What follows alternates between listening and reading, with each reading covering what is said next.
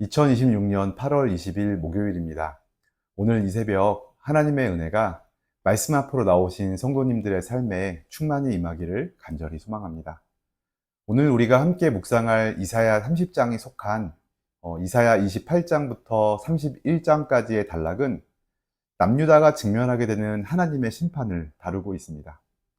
앞선 28장과 29장이 남유다가 심판을 받게 된 내부적인 요인, 곧 지도자들의 영적인 무지와 타락, 또 하나님을 향한 형식적인 종교 생활을 고발했다면, 오늘 본문이 속한 30장과 31장은 남유다가 무너지게 된 결정적인 외부적 요인, 곧 위기 앞에서 하나님을 배제한 채 애굽과 맺은 군사 동맹을 다루고 있습니다. 그런데 여러분, 이것은 비단 옛 유다만의 이야기가 아니죠. 인생을 살다 보면 우리도 갑자기 들이닥친 위기를 만나게 됩니다. 건강에 갑작스러운 이상 신호가 찾아온다든지, 자녀와 가정에게 어떤 뜻하지 않은 문제가 터진다든지, 이럴 때 우리의 마음은 불안함에 사로잡히게 됩니다. 불안이 마음을 장악하게 되면 사람은 조급해져서 당장 어떻게든 위기를 타개할 사람과 또 수단을 찾아서 동분서주하게 됩니다. 당시 남유다의 상황이 그러했습니다. 주전 705년 아수르의 사르곤 2세가 죽자 주변 속국들이 반아수르 어떤 그 반란의 그런 기운들로 이렇게 퍼져나가게 됩니다. 유다의 지도자들도 이러한 흐름에 편승하여서 하나님께 엎드려 묻기보다 먼저 남쪽의 대제국인 애굽과 손을 잡고 반란을 준비했습니다. 눈에 보이는 애굽의 병거와 기병대가 아수르를 넉넉히 막아줄 든든한 배경이라고 여긴 것입니다. 그러나 이 미락은 오히려 아수르의 진노를 자초했고, 결국 주전 701년 사네립이 대군을 이끌고 유다를 침공하여서 여러 성읍을 초토화하기에 이르게 됩니다. 살기 위해, 아니 정확히는 더 안전해지기 위해 펼쳤던 이러한 외교의 돛은 순풍이 아니라 도리어 유다의 졸림마저 뒤흔드는 잔혹한 역풍이 되어 돌아왔습니다. 오늘 본문은 사람이 하나님을 배제하며 세운 대책이 얼마나 헛된 것인가를 꼬집으며 위기 속에서 성도가 지녀야 할 참된 믿음의 태도가 무엇인지를 돌아보게 합니다. 함께 오늘 본문을 살펴보면서 사람을 의지하는 조급함을 내려놓고 하나님만을 온전하게 신뢰하게 되는 참된 평안을 회복하게 되기를 소원합니다. 오늘 말씀 읽겠습니다. 여호와께서 이르시되 패역한 자식들은 화가 있을진저 그들이 계교를 베푸나 나로 말미암지 아니하며 맹약을 맺으나 나의 영으로 말미암지 아니하고 죄에 죄를 더하도다. 그들이 바로의 세력 안에서 스스로 강하려 하며 애굽의 그늘에 피하려 하여 애굽으로 내려갔으되 나의 입에 묻지 아니하였도다. 그러므로 바로의 세력이 너희의 수치가 되며 애굽의 그늘에 피함이 너희의 수욕이 될 것이라. 그 고관들이 소안에 있고 그 사신들이 하네스에 이르렀으나 그들이 다 자기를 유익하게 하지 못하는 민족으로 말미암아 수치를 당하리니 그 민족이 돕지도 못하며 유익하게도 못하고 수치가 되게 하며 수욕이 되게 할 뿐임이니라. 내게 짐승들에 관한 경고라. 사신들이 그들의 재물을 어린 나귀 등에 싣고 그들의 보물을 낙타 안장에 얹고 암사자와 숫사자와 독사와 및 날아다니는 불뱀이 나오는 위험하고 공고한 땅을 지나 자기에게 무익한 민족에게로 갔으나 애굽의 도움은 헛되고 무익하니라. 그러므로 내가 애굽을 가만히 앉은 라합이라 일컬었느니라. 이제 가서 백성 앞에서 서판에 기록하며 책에 써서 후세에 영원히 있게 하라. 대저 이는 패역한 백성이요 거짓말하는 자식들이요 여호와의 법을 듣기 싫어하는 자식들이라. 그들이 선견자들에게 이르기를 선견하지 말라. 선지자들에게 이르기를 우리에게 바른 것을 보이지 말라. 우리에게 부드러운 말을 하라. 거짓된 것을 보이라. 너희는 바른 길을 버리며 첩경에서 돌이키라. 이스라엘의 거룩하신 이를 우리 앞에서 떠나시게 하라 하는도다. 이러므로 이스라엘의 거룩하신 이가 이같이 말씀하시되 너희가 이 말을 업신여기고 압박과 허망을 믿어 그것을 의지하니 이 죄악이 너희에게 마치 무너지려고 터진 담이 불쑥 나와 순식간에 무너짐 같게 되리라 하셨은즉 그가 이 나라를 무너뜨리시되 토기장이가 그릇을 깨트림 같이 아낌없이 부수시리니 그 조각 중에서 아궁이에서 불을 붙이거나 물 웅덩이에서 물을 뜰 것도 얻지 못하리라.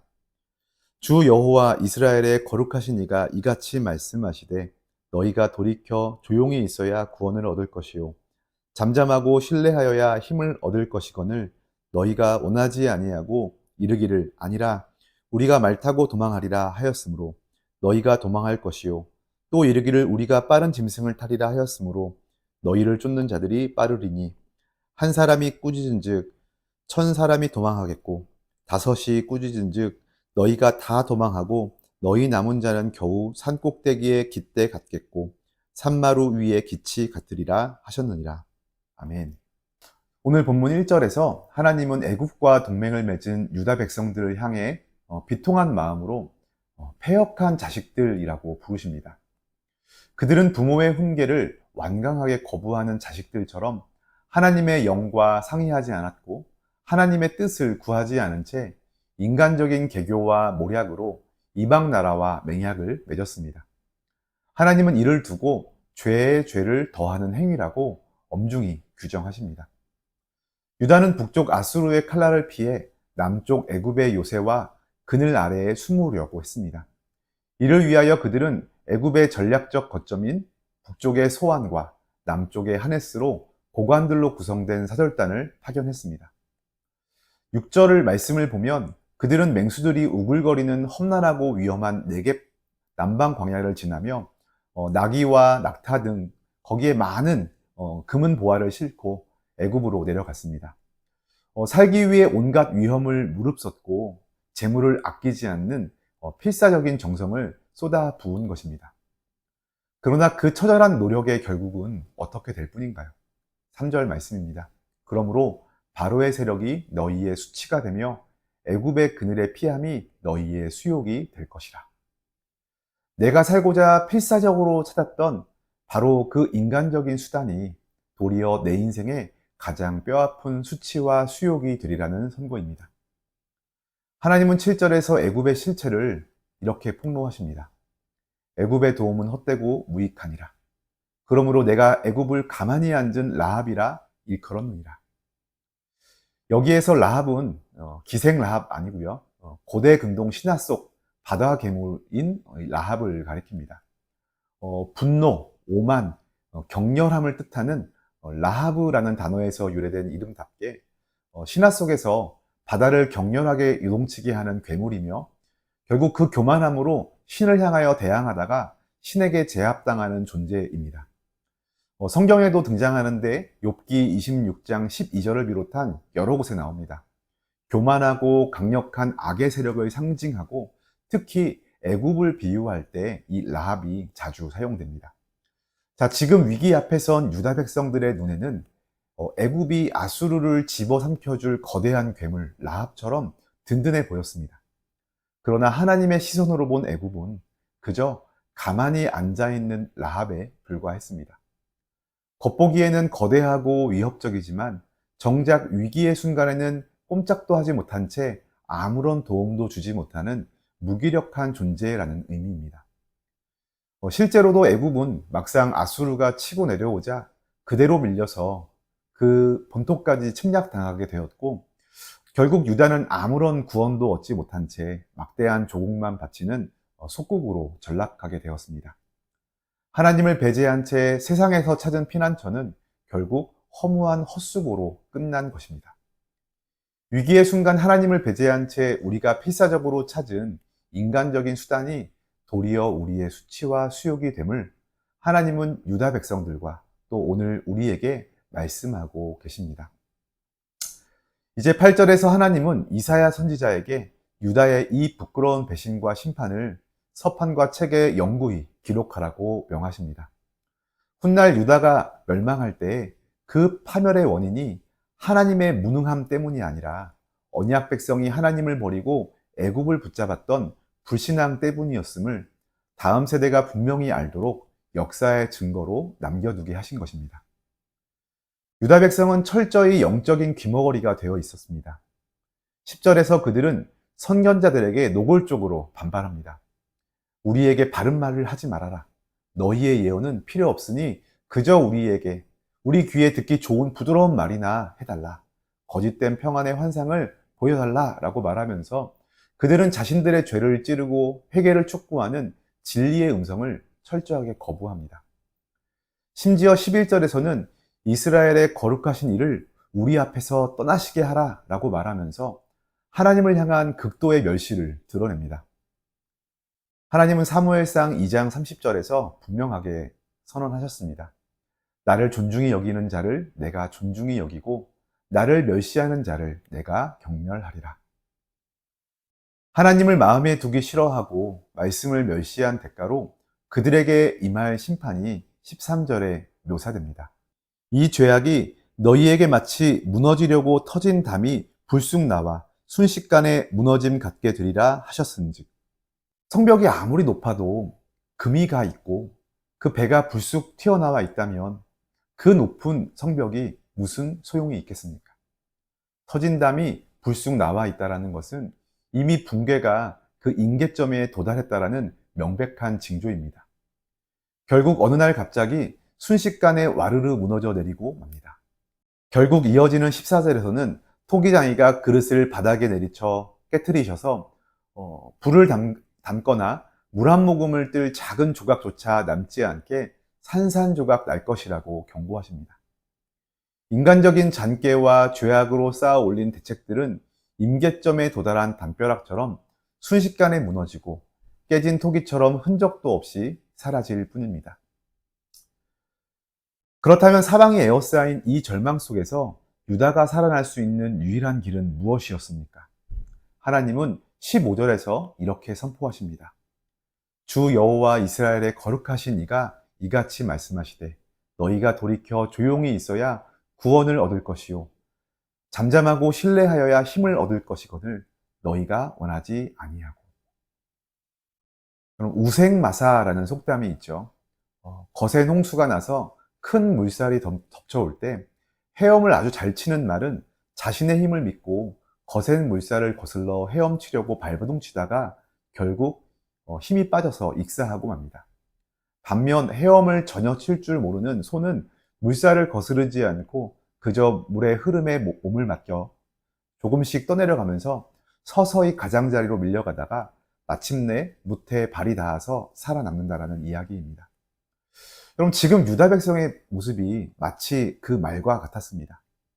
그들은 우리가 빠른 말을 타고 도망하리라, 날랜잎승을 타고 달리리라 라고 말하면서 자신들의 힘과 속도로 위기를 벗어나려고 발버둥 쳤습니다. 그러나 그 결과는 어떠했습니까? 그들이 의지했던 속도보다 더 빠른 적들이 쫓아왔고 적군 한 사람의 위협에 1000명이 혼비백산하여 도망하는 참담한 패배를 맞이했습니다. 그들은 산꼭대기에 외로운 기대처럼 완전히 고립되고 말았습니다. 하나님이 원하셨던 길은 15절에 말씀하시듯 내 힘으로 통제하려는 발버둥을 멈추고 돌이켜서 조용히 있는 것, 즉 회개하고 하나님의 주권 앞에 잠잠히 머무는 것이었습니다. 내가 움직이려 하면 죽지만 하나님의 주권에 내 삶을 온전히 내맡기면 사는 역사가 일어납니다. 살짝 바로 뒤에 이어지는 내일 본문 18절은 이렇게 약속합니다. 여호와께서 기다리시나니 이는 너희에게 은혜를 베풀려 하시며 그를 기다리는 자마다 복이 있도다. 하나님은 우리가 인간적인 조급함의 발버둥을 멈추고 잠잠히 하나님을 기다리는 자리에 서기를 오늘도 기다리고 계십니다. 사랑하는 성도 여러분, 오늘 본문은 위기 앞에서 갈팡질팡하는 연약한 우리를 향하여서 이제 헛된 수고를 그만 멈추고 내 품으로 돌아오라고 부르시는 하나님의 초청과도 같습니다. 오늘 말씀을 마음에 품고 우리 이렇게 질문하면서 오늘 말씀을 묵상해 보면 좋겠습니다. 첫째로 내가 살기 위해 붙잡은 인간적인 수단이 도리어 내 영혼의 수치가 되고 있지는 않습니까? 유다는 살기 위하여 애굽을 찾아갔지만 그것이 도리어 그들의 수치가 되었습니다. 우리 역시 인생의 문제가 닥쳤을 때 하나님 앞에 무릎 꿇기보다 사람의 도움이나 물질의 힘, 세상의 인맥을 먼저 찾아 헤매고 있지는 않습니까? 내가 살겠다고 하나님 없이 필사적으로 붙잡은 대책은 결국 내게 평안을 주지 못하고 더 큰 불안과 수치를 가져올 뿐입니다. 눈앞에 거대해 보이는 세상의 힘은 실상 가만히 앉아있는 라합처럼 결정적인 순간에 아무 도움도 되지 못합니다. 내가 붙들고 있는 헛된 밧줄을 과감히 내려놓고 오직 영원한 반석이신 하나님만을 나의 유일한 도움으로 삼으시기를 바랍니다. 둘째로, 내 영혼을 살리는 진리의 말씀보다 당장 내 귀를 즐겁게 하는 달콤한 위로만을 찾고 있지는 않습니까? 유다 백성은 거룩하신 이를 우리 앞에서 떠나게 하라라고 말하며 죄를 지적하는 바른 말씀을 거부하고 듣기 좋은 부드러운 말만 찾다가 파멸했습니다. 여러분, 우리는 어떻습니까?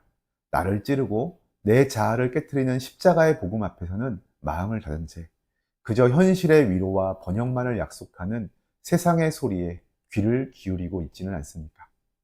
하나님의 말씀이 때로는 내 마음을 아프게 찌르고 불편하게 한다 할지라도 그 말씀만이 임계점에 도달한 우리 인생의 균열을 막아주고 우리의 영혼을 살려내는 생명수가 됨을 믿습니다. 나를 존중히 여기는 자를 존중하시겠다라고 하신 하나님의 말씀을 기억하며 진리의 말씀 앞에 겸손히 나를 쳐서 복종시키는 거룩한 결단이 우리에게 있기를 소망합니다. 셋째, 거센 삶의 파도 앞에서 내 힘으로 발버둥 치기보다 하나님의 주권에 맡기는 우생마사의 신뢰가 있습니까? 세상은 우리에게 더 빨리 달리라고, 남들보다 뒤처지면 끝장이 난다고 끊임없이 속도를 재촉합니다. 그러나 내 힘으로 발버둥 치는 우생마사의 말의 방식은 결국 영적 탈진과 파멸로 치달게 될 뿐입니다. 우리에게 필요한 것은 하나님의 주권에 내 삶을 맡기는 소와 같은 지혜입니다. 믿음이란 상황을 내 힘으로 조작하려는 조급한 손을 멈추고 여호와의 날개의 그늘 아래 잠잠히 거하기를 선택하는 것입니다. 불안 속에서 분주하게 뛰어가던 걸음을 멈추고 하나님 앞에 엎드려 잠잠히 주를 바라보는 저와 여러분이 되기를 소망합니다. 우리가 멈추어 서서 주님을 신뢰할 때 비로소 하나님이 일하시며 하늘의 참된 평안과 새 힘을 공급해 주실 것입니다. 이제 말씀을 맺겠습니다. 유다는 살기 위해 애굽이라는 돛을 올렸지만 그것은 인생 전체를 난파시키는 뼈아픈 역풍이 되었습니다. 사람을 의지하여 쌓아 올린 대책은 임계점에 도달한 담벼락처럼 결국 무너져 내립니다. 진정한 믿음은 세상의 속도를 따라 발버둥 치는 것이 아니라 하나님의 통치에 삶을 내맡기는 거룩한 멈춤입니다. 내가 내 힘으로 살겠다라고 달릴 때에는 넘어지지만 돌이켜서 잠잠히 하나님을 신뢰할 때 우리의 삶에도 구원의 문이 열립니다. 오늘 하루 사람을 의지하다가 역풍을 맞는 어리석은 길에서 돌이켜 영원한 피난처 되시는 하나님의 품 안에서 잠잠함과 신뢰함으로 승리하시는 우리 모든 성도님들이 되시기를 주님의 이름으로 축원합니다. 오늘 말씀을 기억하며 또 기도할 때 이렇게 기도했으면 좋겠습니다. 사랑과 자비가 풍성하신 하나님 아버지, 위기 속에서 하나님을 제쳐두고 인간적인 수단과 사람을 의지하려 했던 우리의 조급함과 불신앙을 용서하여 주옵소서. 귀의 달콤한 거짓 평안을 버리고 영혼을 새롭게 살려내는 주님의 진리의 말씀 앞에 겸손히 엎드리게 하옵소서. 거센 파도 앞에서 내 힘으로 발버둥 치던 헛된 노력을 멈추고 여호와의 날개 그늘 아래 잠잠히 머물며 주님을 신뢰하게 하옵소서. 우리를 위해 기다리시며 은혜 베푸시는 주님을 온전히 바라보니 오늘 우리의 삶에 하늘의 참된 평안과 구원의 능력을 충만하게 채워 주옵소서. 우리 이렇게 함께 기도하면서 오늘 하루도 잠잠히 주를 신뢰함으로 영원토록 무너지지 않을 요새이신 하나님의 품 안에 살아가는 복된 하루가 되시기를 소원합니다.